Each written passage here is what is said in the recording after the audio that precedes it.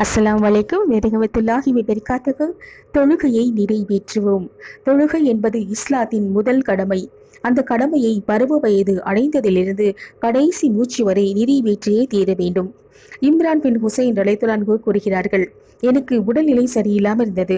எவ்வாறு தொழுவது என்று நான் நபிகள் நாயகம் ஸல்லல்லாஹு அலைஹி வஸல்லம் அவர்களிடம் கேட்டேன். அதற்கு நாயகம் அவர்கள், நீ நின்று தொழு, இயலாவிட்டால் உட்கார்ந்து தொழு, அதற்கும் இயலாவிட்டால் படுத்து தொழு என்று விடையளித்தார்கள். உட்கார்ந்து தொழ முடியாவிட்டால் படுத்து தொழலாம்.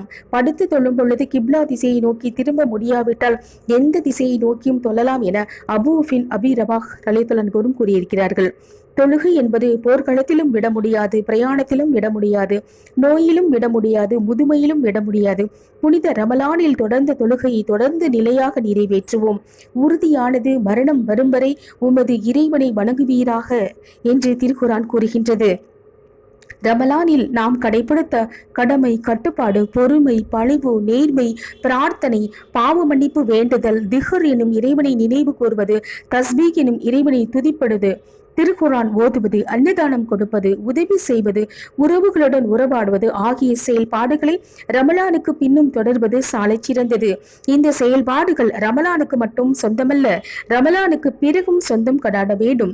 எந்த ஒரு சிறு செயலும் தற்காலிகமாக கடைபிடிப்பதை விட நிரந்தரமாக கடைபிடிப்பதே சிறந்தது. கண்ணியமிக்கவர்களே, நற்செயல்களில் இறைவனுக்கு மிகவும் விருப்பமானது தொடர்ந்து நிறைவேற்றப்படும் நிலையான நற்செயலே என நமது உயிரினும் மேலான கண்மணி நாயகம் அவர்கள் கூறியுள்ளார்கள்.